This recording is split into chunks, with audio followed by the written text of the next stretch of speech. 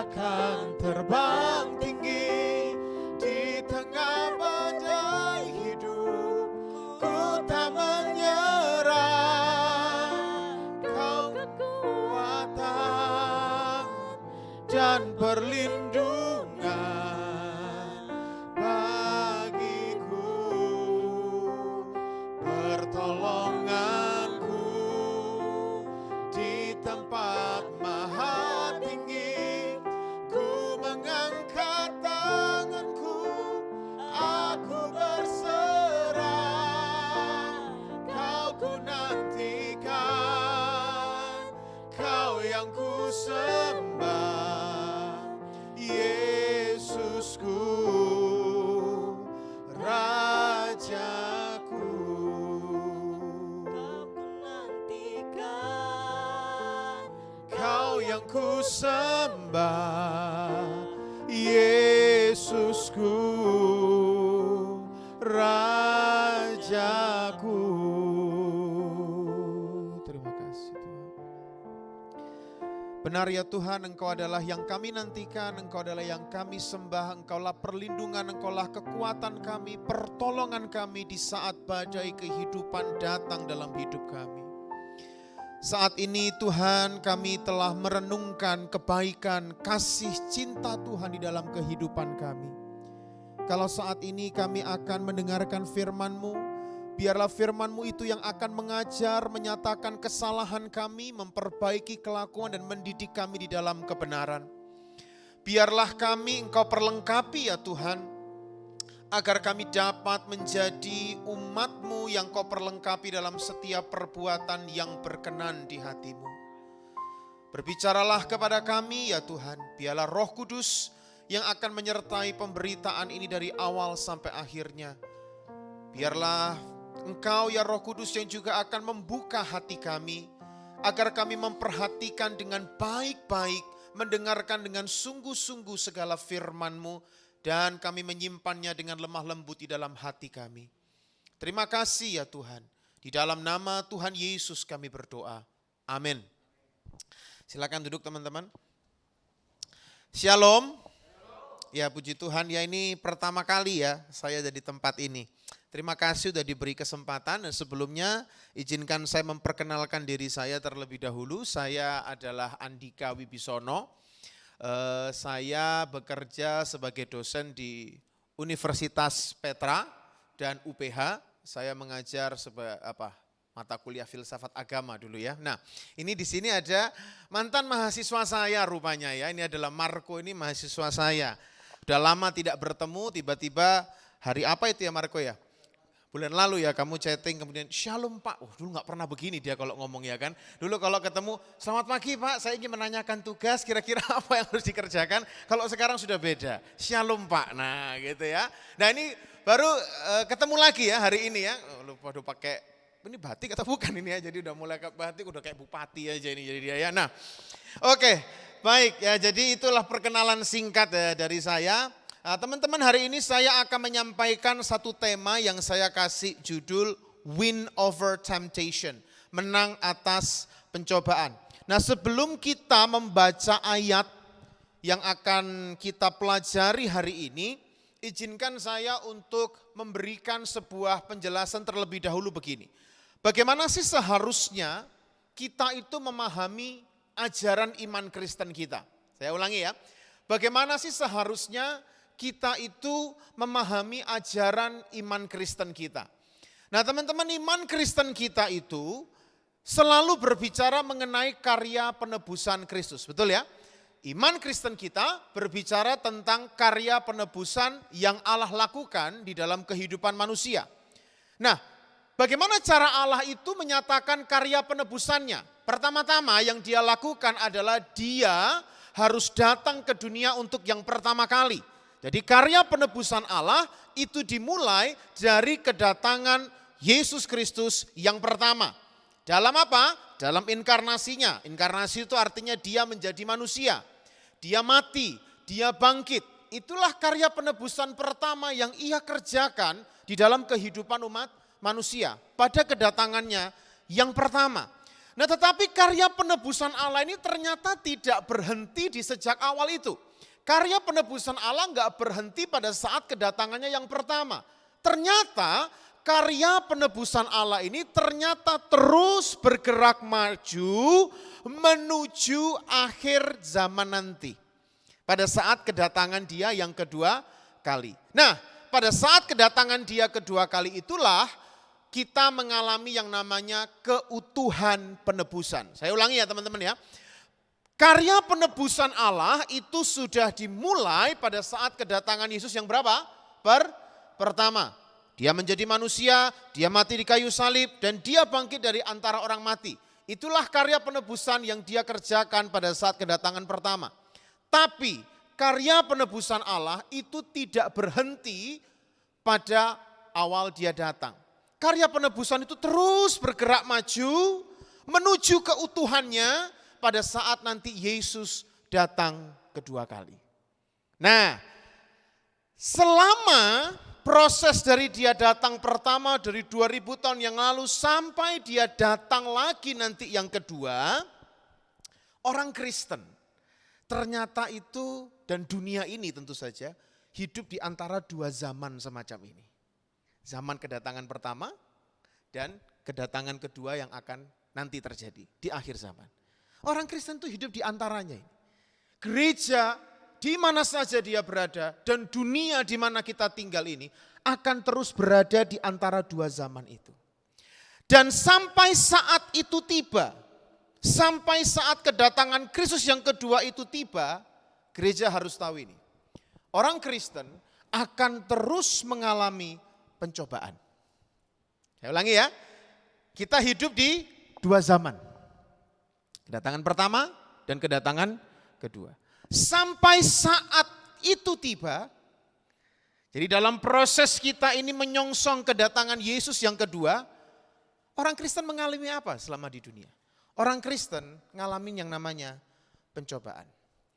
Nah tetapi yang menarik, berkat-berkat Kristus yang di zaman yang akan datang itu seperti keselamatan dan hidup yang baru, itu telah menerobos masuk ke zaman ini dan dialami oleh gereja yang ada di dalam Kristus. Sehingga sekalipun orang Kristen menghadapi pencobaan selama hidup di dunia ini, mereka akan menghadapi dan mengalahkan pencobaan itu dengan berkat-berkat yang Allah berikan di dalam Kristus. Memang di dunia ini kita tidak ada yang enak. Selama kita hidup di dunia, kalian dan saya akan selalu ada di dalam pencobaan. Kapan pencobaan selesai? Nanti nunggu Yesus datang 2 kali baru selesai. Selama itu belum tiba, kedatangan Yesus kedua kali belum tiba, kita sebagai gereja ini akan terus hidup dalam pencobaan.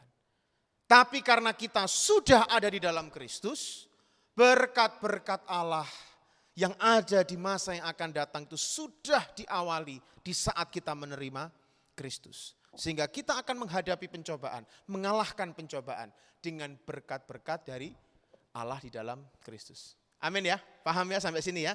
Jadi ingat di kepala kita bahwa kita itu akan senantiasa menghadapi pencobaan di dunia ini. Nah ngomong-ngomong tentang pencobaan, maka ada 3 fakta tentang pencobaan yang akan kita pelajari dari Yakobus pasal pertama di ayat yang ke-12 sampai ke-18 ya. Bisa ditampilkan di slide kalau memang ada ayatnya. Yakobus pasal pertama ayat 12 sampai 18. Saya bacakan ya untuk teman-teman semua. Ayat 12. Berbahagialah orang yang bertahan dalam pencobaan. Sebab apabila ia sudah tahan uji, ia akan menerima mahkota kehidupan yang dijanjikan Allah kepada barang siapa yang mengasihi dia. Apabila seorang dicobai, janganlah ia berkata pencobaan ini datang dari Allah. Sebab Allah tidak dapat dicobai oleh yang jahat dan ia sendiri tidak mencobai siapapun. Tetapi tiap-tiap orang dicobai oleh apa? Keinginannya sendiri, garis bawahi kalimat itu. Tiap-tiap orang dicobai oleh keinginannya sendiri karena ia diseret dan dipikat olehnya. Dan apabila keinginan itu telah dibuahi, ia melahirkan dosa. Dan apabila dosa itu sudah matang, ia melahirkan maut. Saudara-saudara yang kukasihi, janganlah sesat. Setiap pemberian yang baik dan setiap anugerah yang sempurna datangnya dari atas, diturunkan dari Bapa segala terang. Padanya tidak ada perubahan atau bayangan karena pertukaran. Atas kehendaknya sendiri, ia telah menjadikan kita oleh firman kebenaran supaya kita pada tingkat yang tertentu menjadi anak sulung di antara semua ciptaannya. Amin.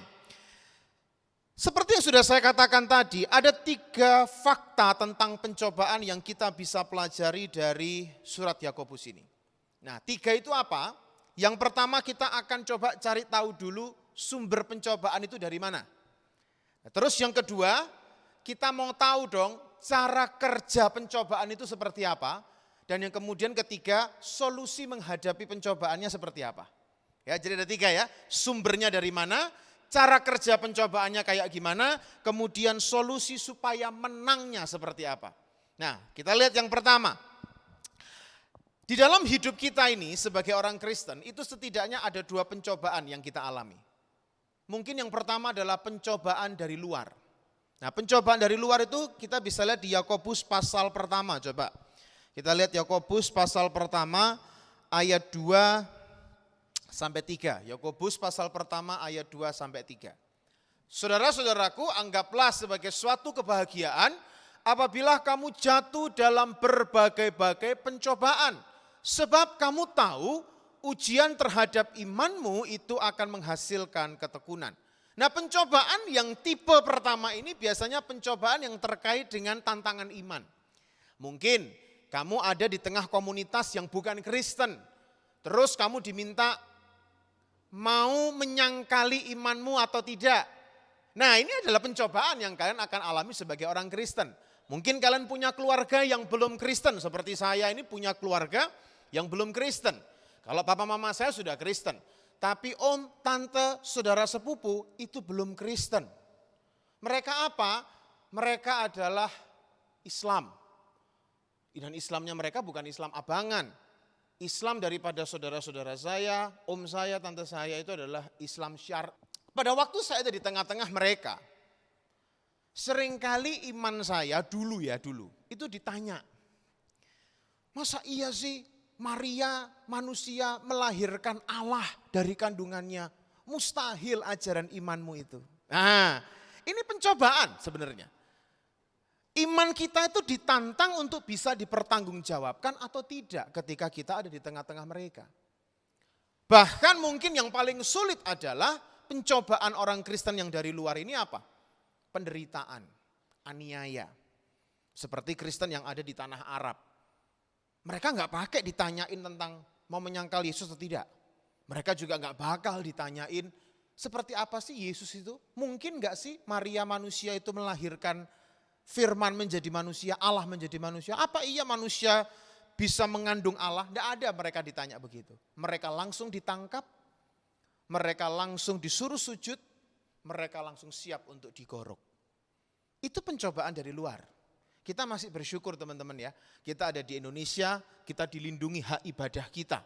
Iya kan? Kita masih bisa ibadah dengan nyantai. Iya kan? Tetapi kalau yang di tanah Arab sana belum tentu.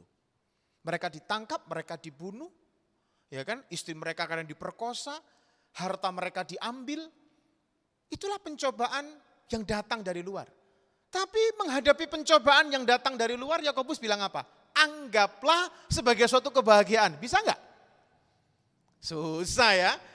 Ditantang mau dihadapin dengan kematian, diminta berbahagialah.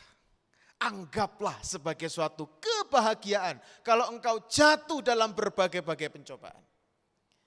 Tapi mungkin kalau kita diperhadapkan dengan pencobaan dari luar seperti itu, mungkin kita sebagai orang Kristen, kalau kita mungkin baca buku, ya kan, kita belajar tentang teologi Kristen, kita mungkin sedikit banyak bisa menjawab.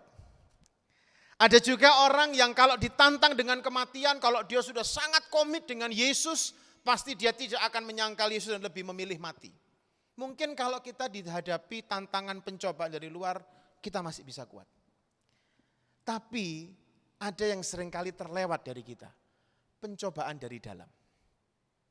Dan pencobaan dari dalam ini tiap hari kita alami. Mungkin kalau pencobaan dari luar sewaktu-waktu kita alami. Tapi kalau dari dalam itu tiap hari. Nah sekarang kita lihat ya, pencobaan dari dalam itu seperti apa? Coba kita lihat di Yakobus pasal 1 ayat 12. Ketika orang Kristen menghadapi pencobaan internal atau pencobaan dari dalam, maka inilah yang diminta oleh Rasul Yakobus kepada gereja atau orang Kristen. Bertahan dalam pencobaan. Bertahan dalam pencobaan. Ketika kamu menghadapi pencobaan dari dalam, nanti kita lihat dari dalam itu apa? Diminta bertahan dalam pencobaan. Bertahan itu artinya tidak bergoyang, meskipun dirayu-rayu, meskipun diiming-iming, tidak terhasut, tidak bergoyang, tetap kokoh, tetap kekeh dengan pendirian, itu artinya bertahan. Dan Yakobus katakan orang Kristen yang bertahan dalam pencobaan, di ayat 12, masuk pada kategori orang yang mengasihi dia, dan akan mendapatkan mahkota kehidupan. Loh, enak ya teman-teman ya. Jadi kalau kita bertahan dalam menghadapi pencobaan, dia masuk dalam kategori orang yang mengasihi Tuhan dan orang yang nantinya pada kekekalan akan diberi mahkota kehidupan. Artinya hidup kekal bersama dengan Allah di sorga. Tapi supaya dapat mahkota kehidupan, supaya masuk kategori mengasihi Allah, teman-teman harus bertahan menghadapi pencobaan. Pertanyaannya sekarang, pencobaannya seperti apa sih? Sumber pencobaannya itu dari mana? Coba kita lihat di ayat yang ke-14. Tetapi tiap-tiap orang dicobai oleh apa? Keinginannya sendiri. Ini yang seringkali sulit. Pencobaan dari luar mungkin kita gampang menghadapinya. Tapi kalau pencobaan dari dalam, seringkali kita menyerah dan jatuh. Karena apa? Karena ternyata pencobaan tiap-tiap orang, saya, kalian masing-masing, dicobai oleh keinginan kita sendiri. Ini musuh paling terberat dalam hidup kita adalah menghadapi diri kita sendiri. Keinginan sendiri itulah yang akan mencobai kita. Dan kalau ini hasrat dosa atau keinginan ini kita ikuti, maka hasrat atau keinginan ini, hawa nafsu ini akan diberikan daya kekuatan oleh si jahat. Kayak ditiup-tiup supaya semakin membara keinginannya itu. Apa sih contohnya keinginan yang mencobai kita? Coba kita lihat di dalam Yakobus itu sendiri.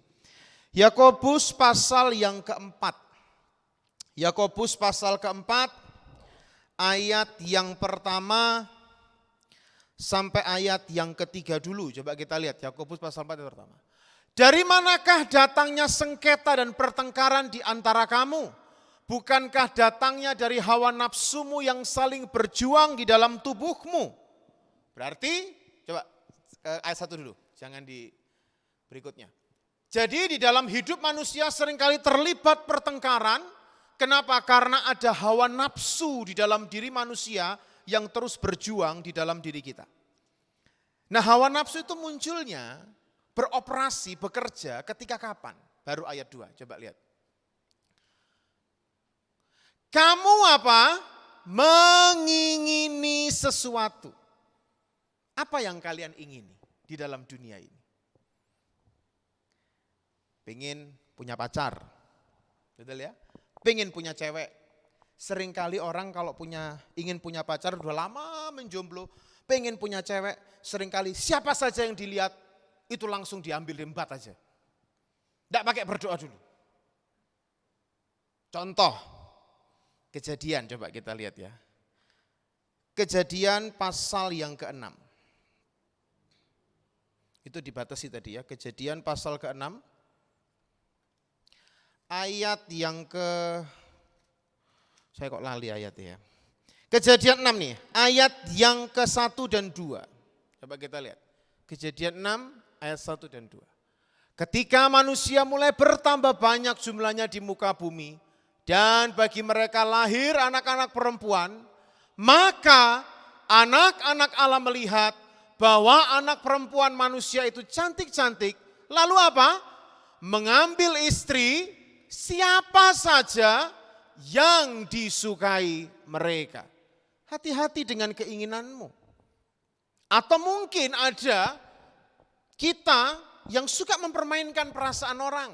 Kita udah punya pasangan hidup, kita udah punya pacar, kita udah punya cowok, kita udah punya cewek. Tapi ada terus hasrat keinginan untuk nambah terus pacarnya. Ya kan? Selingkuhin terus. Ada keinginan-keinginan dalam diri kita, entah mengapa itu dianggap seperti challenge. Menambah pasangan hidup, ingin nambah lagi pacar lagi, ingin deketin cowok lain, ingin deketin cewek lain. Siapa saja yang dilihat dan disukainya langsung dideketin, langsung di PDKT-in, langsung dijadiin pacar. Waspada dengan keinginan seperti itu. Itu keinginan, kelihatannya positif. Betul ya? Keinginan itu kelihatannya positif. Wah, masa nggak boleh punya pacar? Ya boleh, tapi kalau sudah rombongan gitu apa ya? Ya kan? Pacarnya kok rombongan gitu ya kan? Apalagi keinginan yang seringkali tidak kita sadari. Ingin mencari nama, ingin famous, ingin menjadi terkenal. Coba kita lihat ya, Kejadian pasal 11. Kejadian pasal 11, ini tentang Menara Babel ini. Kejadian pasal 11 ayat yang keempat. Coba kita lihat Kejadian 11 ayat keempat. Kata mereka, marilah kita dirikan bagi kita sebuah kota. Ada suatu keinginan berarti kan, ingin mendirikan kota. Dengan ciri-ciri menara yang puncaknya sampai ke langit.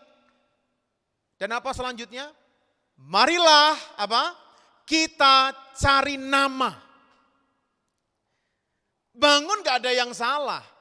Saya yakin orang Babel adalah seorang arsitek yang baik ini. Marilah kita dirikan kota, menara yang puncaknya sampai ke langit.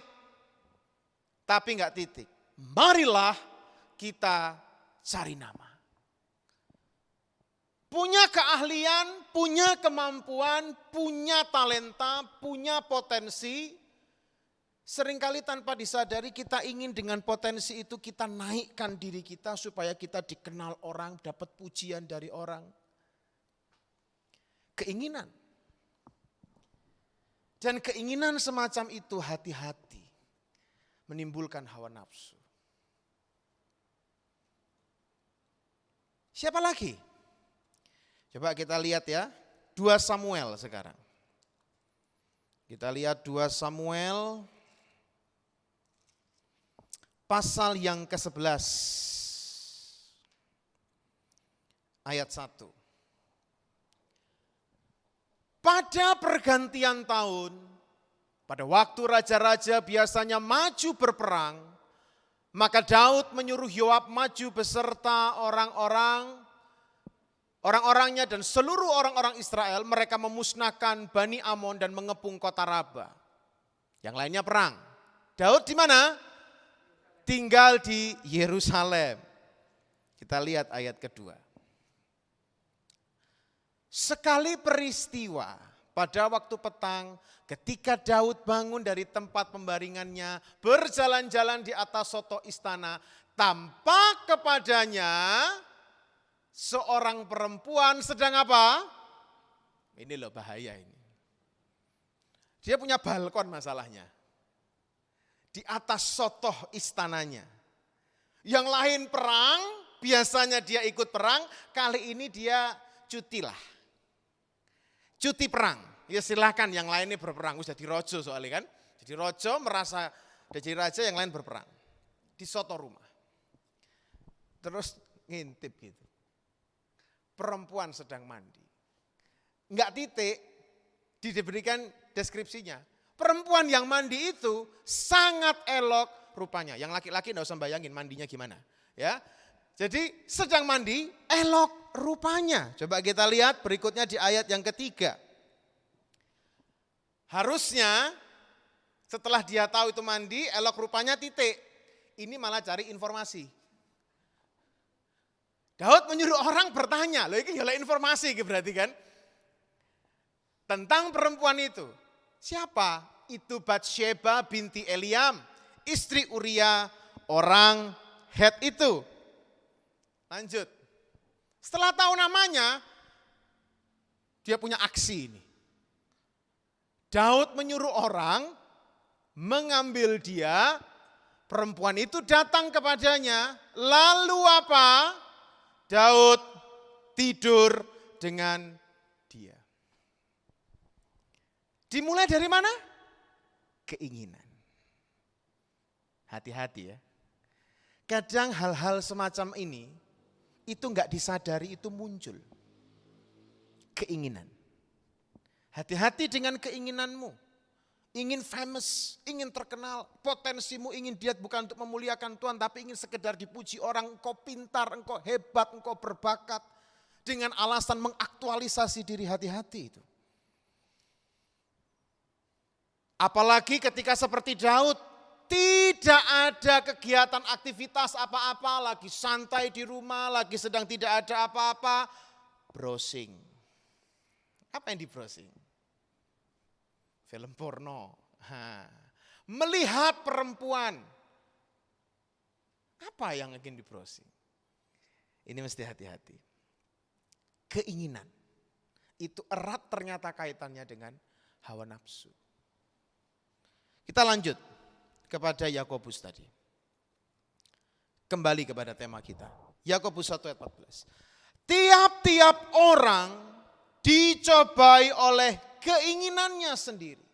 Kadang keinginan ini datang ketika mungkin kita di masa sulit atau kita lagi dalam keadaan tidak ada apa-apa, biasa-biasa saja. Mungkin kalau kita di masa sulit dalam kondisi ekonomi lagi susah, ada mungkin keinginan untuk mencuri. Ada keinginan mungkin untuk melakukan sesuatu aksi kejahatan yang penting demi kepentingannya dia sendiri. Ketika di masa sulit, kadang keinginan-keinginan jahat itu bisa muncul. Tapi jangan lupa, ketika semuanya sedang aman-aman saja, keinginan itu juga seringkali muncul untuk menjebakmu. Dan kita lihat, tiap-tiap orang dicobai oleh keinginannya sendiri karena apa? Ia diseret dan dipikat olehnya. Kata diseret itu dalam pemahaman Rasul Yakobus, dia ingin mengatakan gini, seperti memancing dan menarik agar keluar dari persembunyian. Mungkin kita selama ini serius beribadah, tekun, rajin dengan Allah. Kita rajin membaca Alkitab, kita rajin mengikuti Bible study, kita rajin ikut persekutuan. Kondisi semua aman-aman saja, ikuti rutinitas sehari-hari. Entah mengapa keinginan dosa itu mulai menggoda kita. Kita ditarik keluar dari tempat di mana kita yang sudah biasa lakukan aktivitas rohani kita. Kita ditarik keluar dari aktivitas rohani kita untuk melakukan dosa. Diseret. Dan namanya saja dipancing itu tidak terasa. Ikan itu kalau tahu dia akan dipancing, dia nggak akan mendatangi itu. Pancingan itu terkadang menggiurkan. Daud juga tidak sadar kalau ternyata itu adalah pancingan dosa. Betul ya? Orang-orang Babel juga tidak sadar kalau itu ternyata adalah pancingan dosa, ingin mencari nama, berarti ada kesombongan di sana. Dia juga nggak sadar itu. Dan bahkan disebutkan lagi berikutnya dipikat. Dipikat ini seperti menangkap dengan umpan. Begitu kita berhasil diseret, kita berhasil ditipu, kita tertangkap, kita ditarik keluar. Dan kalau kita ikuti terus keinginan itu, kita lanjut kepada ayat ke-15. Apabila keinginan itu telah dibuahi, melahirkan apa teman-teman? Dosa. Tadi contoh-contoh kasus yang tadi, melahirkan dosa atau tidak akhirnya? Melahirkan dosa. Yang di Kejadian 6, melihat semua perempuan-perempuan itu cantik, diambil sesuka hatinya. Ayat bawahnya baca, roh Tuhan tidak bertinggal lagi di dalam diri mereka. Berarti itu perbuatan yang tidak menyenangkan Tuhan. Ketika mereka sombong, ingin mencari nama, ingin famous dengan kemampuan mereka, Tuhan turun menyerakkan bahasa mereka. Artinya tindakan mereka tidak dikenan Tuhan. Daud ketika tidak ada apa-apa, gali terus, cari tahu. Dia browsing, ingin cari tahu ini siapa perempuan ini. Diikuti, diseret, dipikat, dibuahi oleh Daud sendiri. Jadilah dosa. Dan akhirnya apa yang terjadi dengan Daud? Daud pun bukan hanya sekedar menghamili istri orang lain, tetapi bahkan dia merencanakan pembunuhan berencana terhadap suaminya. Lihat itu. Diikuti, dibuahi. Dan kita lihat di ayat ke-15, apabila dosa itu sudah matang, melahirkan maut. Padahal di ayat 12 tadi apa? Kalau bertahan, dapat mahkota hidup. Tapi kalau tidak bertahan, ikuti keinginannya, melahirkan apa? Maut. Mau dapat mahkota hidup atau maut? Halo? Mau dapat mahkota hidup atau maut? Harus mahkota hidup, tapi gak langsung. Prosesnya tiap hari mesti dicobai, siap enggak? Saya ambil ucapan dari salah seorang bapak gereja namanya Gregory dari Sinai. Dia bilang gini, dari mana sih sumbernya keinginan itu bisa muncul? Kata dia dari pikiran. Kita lihat ya, kata dia begini, kejadian-kejadian, jadi peristiwa demi peristiwa yang kita hadapi, yang menimbulkan pemikiran-pemikiran itu menjadi imajinasi. Imajinasi menjadi nafsu. Dan nafsu memberi jalan masuk bagi roh-roh jahat. Hati-hati itu. Tetapi tidak ada satupun dalam urutan ini yang beroperasi sendiri. Masing-masing didorong dan diaktifkan oleh iblis. Imajinasi tidak ditempa menjadi gambar. Gairah tidak diberi energi. Tanpa dorongan iblis tersembunyi yang tidak terlihat. Artinya apa? Semuanya berawal dari pikiran. Semua peristiwa demi peristiwa itu kita lihat dan masuk dalam pemikiran kita. Pemikiran kita berubah menjadi imajinasi. Imajinasi yang terus direnung-renungkan akan berubah menjadi nafsu. Nafsu begitu kita ikuti itu memberi jalan masuk bagi roh jahat. Menguasai dan mengikatmu. Imajinasi apa yang kau miliki? Pikiran-pikiran apa yang kau miliki? Hati-hati. Bahkan ada seorang bapak gereja yang lain yang bernama Nilus dari Sara, dia memberi 5 tingkatan. Bagaimana urutan-urutannya dari pemikiran itu kok bisa sampai kepada dosa. Yang tingkat pertama dia bilang, awalnya dari pemikiran biasa. Mungkin ya ada di antara kalian yang pernah diputusin pacar lalu sakit hati, tapi karena peristiwanya sudah lama kalian anggap itu sudah lupa. Tapi pernah nggak tiba-tiba kalian itu ingat satu peristiwa yang menyakitkan? Lagi di kamar sendiri tiba-tiba teringat aku dulu diputusin karena pacarku selingkuh. Oh, aku dulu pernah dimarahin orang tuaku karena gini-gini. Peristiwa yang sudah kita lupakan tiba-tiba muncul lagi di pikiran kita. Pernah enggak? Itu pemikiran biasa sebetulnya. Yang muncul begitu saja di dalam otak kita. Tapi pemikiran biasa yang ketika muncul dalam pikiran kita itu lalu memproses pemikiran tersebut. Akhirnya muncul pertimbangan, muncul kenangan, muncul angan-angan, muncul asumsi-asumsi. Oh, andai kata waktu aku tahu aku diselingkuhin waktu itu, tak pecek-pecek tahu, injek-injek mungkin kayak gitu ya kan. Andai kata kalau aku tahu aku dijahati, aku tahu aku dikhianati, andai kata aku tahu, mulai main imajinasi. Mulai muncul angan-angan. Andai kata, aku tahu, aku begini. Oh, delok ayo. Nah, mungkin gitu ya.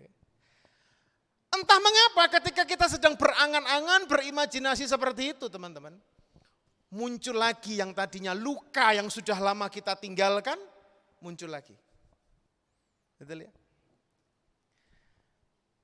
Pengalaman-pengalaman masa lalu yang sudah kita tinggalkan, mulai muncul lagi. Itu adalah pemikiran buruk berarti. Tingkat ketiga. Jika itu adalah pemikiran buruk, maka jiwamu akan menerima pemikiran itu. Akal pikiranmu akan mulai ditawan, dan ketika pikiran itu ditawan, maka hati akan meluapkan segala yang jahat. Dan pemikiran buruk itu akan disalurkan dalam perbuatan dan kebiasaan buruk, yaitu dosa. Hati-hati. Makanya Yesus berkata apa? Barang siapa yang melihat seorang perempuan, lalu bernafsu dengannya dalam hati, berarti sudah muncul imajinasi itu. Sudah muncul bayangan itu. Sudah muncul kisah-kisah yang dia ciptakan menurut angan-angannya sendiri. Maka engkau sudah berzina dengannya. Hati-hati, apa yang engkau lihat, apa yang engkau dengar, apa yang engkau alami. Hati-hati, kadang keinginan itu terlibat di sana untuk mulai memproses hidupmu untuk jatuh ke dalam dosa. Sekarang yang terakhir, bagaimana solusinya? Solusinya kita lihat di Yakobus pasal pertama di ayat yang ke-13. Apabila seorang dicobai, janganlah ia berkata pencobaan ini datang dari Allah. Enggak, Tuhan tidak pernah membuat kamu mengimajinasikan apa yang jahat. Tuhan tidak pernah memunculkan keinginan yang jahat dalam dirimu. Pencobaan semacam ini tidak pernah datang dari Allah. Karena Allah tidak dapat dicobai oleh yang jahat dan ia sendiri tidak mencobai siapapun. Kalau Allah demikian, maka bagaimana Allah yang sebenarnya? Kita lompat di ayat yang ke-17. Ayat 17 kita lihat, Yakobus 1 ayat 17. Setiap pemberian yang baik dan setiap anugerah yang sempurna datangnya dari atas, diturunkan dari Bapa segala terang. Padanya tidak ada perubahan atau bayangan karena pertukaran. Amin. Inilah Allahmu. Berarti yang pertama, solusinya untuk menang harus kita menyadari kebenaran tentang siapa Allahmu. Keinginan jahat, pikiran jahat, imajinasi jahat, pandangan jahat itu tidak pernah berasal dari Allah. Itu semua dari keinginanmu sendiri yang dikuasai oleh hawa nafsu. Ketika engkau mengalami seperti itu, ingat engkau punya Allah yang daripadanya datang setiap pemberian yang baik. Datang daripadanya anugerah yang sempurna. Langsung ketika engkau menghadapi keinginan itu, datang kepadanya, mintalah pertolongan daripadanya. Inilah badai hidup yang sebenarnya. Maka tadi lagu sebelum firman apa? Ada badai hidup, betul enggak? Badai hidup yang sebenarnya itu adalah keinginanmu sendiri. Itu badai hidup yang sebenarnya. Kemana kita bisa mencari pertolongan, perlindungan, kekuatan menghadapi badai hidup itu kalau bukan kepada Allah yang memberikan segala yang baik.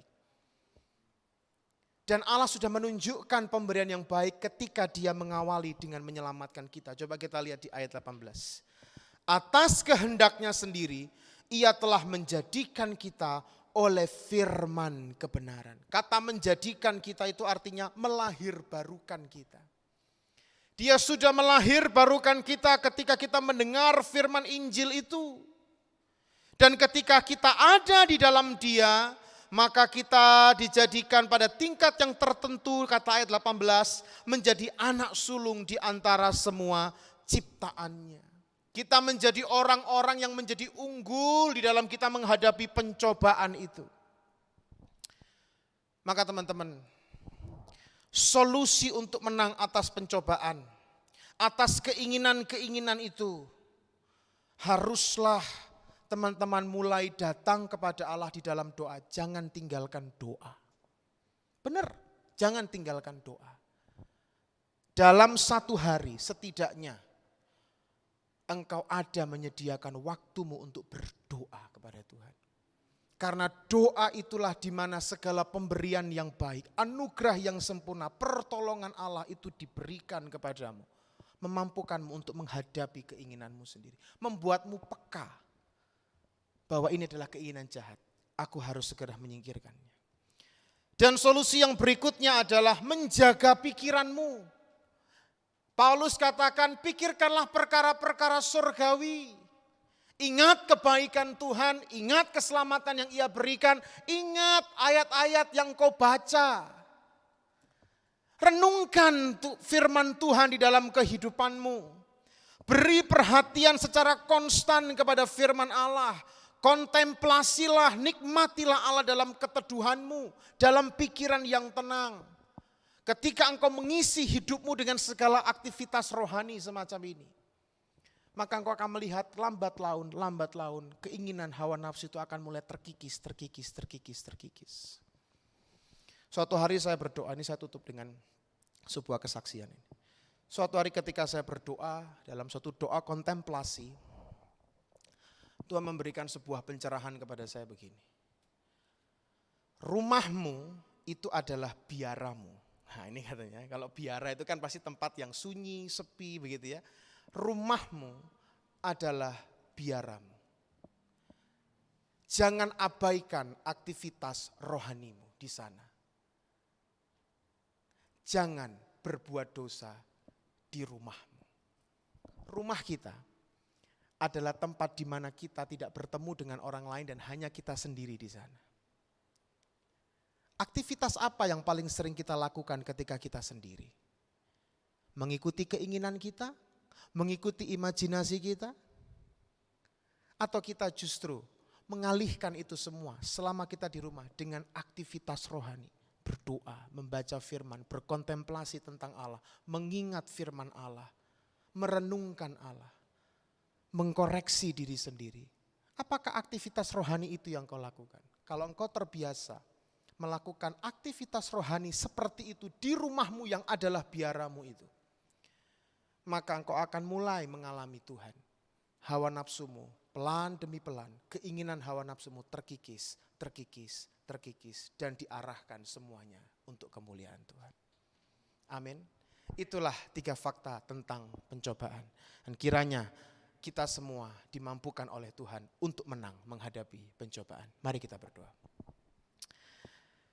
Kami mengucap syukur ya Tuhan untuk kebenaran firman yang telah kami dengar.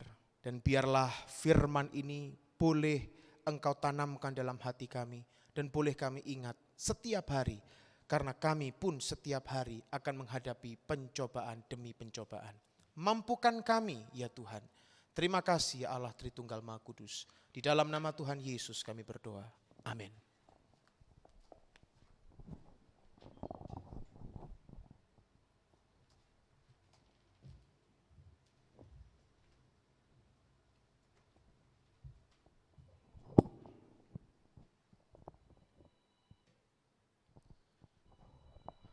Mari kita kembali berdoa. Bapa di dalam surga, sungguh kami bersyukur atas kesempatan yang indah ini kami telah mendengarkan kebenaran firman-Mu yang dimana Tuhan kami percaya bahwa kami dimampukan untuk menang atas segala pencobaan yang ada. Dan kami tahu Tuhan melalui kebenaran firman-Mu bahwa Engkau tidak pernah mencobai dalam setiap kehidupan kami. Sebab dari Engkaulah bersumber kehidupan yang baik. Engkau sang pemberi yang terbaik, bahkan anugerah-Mu telah Kau nyatakan dalam setiap kehidupan kami. Sehingga hari ini Tuhan, kami mau lebih lagi mengenal Engkau dengan lebih baik lagi. Kami mau berdoa, tidak mau meninggalkan jam doa kami, dan bahkan kami mau menjaga pikiran kami untuk di dalam prinsip kebenaran firman-Mu. Pakai setiap kehidupan kami Tuhan untuk menjadi berkat dimanapun Tuhan tempatkan kami untuk menang atas segala pencobaan yang ada dalam hidup kami. Tuhan memberkati juga Kak Andika yang sudah menyampaikan kebenaran firman-Mu. Kiranya Tuhan tambahkan hikmat marifat yang daripada Engkau, bahkan apapun yang dikerjakannya hari-hari ini Tuhan, setiap perencanaannya hari ini Tuhan jadikan berhasil sesuai dengan kehendak-Mu saja. Sebentar lagi juga Tuhan, kami rindu untuk memberikan persembahan, kiranya persembahan ini kami beri dengan penuh ucapan syukur. Di dalam nama Tuhan Yesus Kristus, kita yang telah diberkati firman Tuhan, katakan amin. Terima kasih buat Kak Andika yang sudah berbagi kebenaran firman Tuhan. Persembahan boleh dijalankan dan kita akan mendengarkan pengumuman minggu ini. Doa malam diadakan di hari Kamis jam 7 malam. Teman-teman boleh bergabung di tempat ini. dan akan dilayani oleh Pendeta Randy Prayetno. Kemudian di hari Minggunya kita akan berkumpul di tempat ini di ibadah raya jam 9 sampai jam 11 yang akan dilayani oleh Bapak Gunawan Hartono. Dan dilanjutkan jam 12 siangnya di ibadah youth seperti sekarang ini akan dilayani oleh hambanya Saudara Peter. Dan yang perlu disimak di dalam pengumuman kali ini adalah kami mengajak untuk setiap jemaat youth ikut dalam ibadah pelayanan kasih, di mana di UPTD Babat Jerawat Penampungan Penyakit Kusta pada hari Sabtu tanggal 22 Oktober pukul 4 sore. Jemaat yang rindu untuk ikut bisa berkumpul di gereja pukul 2 siang dan mendaftar di Saudari Ripka. Batas pendaftaran yaitu hingga Rabu 19 Oktober 2022. Terakhir, kami juga rindu untuk setiap jemaat youth menabur dalam kegiatan ini. Taburan dapat berupa paket obat-obatan vitamin, taburan dana, dan peralatan mandi. Batas taburan sampai Jumat pada tanggal 21 Oktober 2022. Demikian pengumuman minggu ini untuk boleh dimengerti bersama-sama. Tuhan Yesus memberkati. Puji nama Tuhan. Kita akhiri pada siang hari ini. Saya ajak semua berdiri.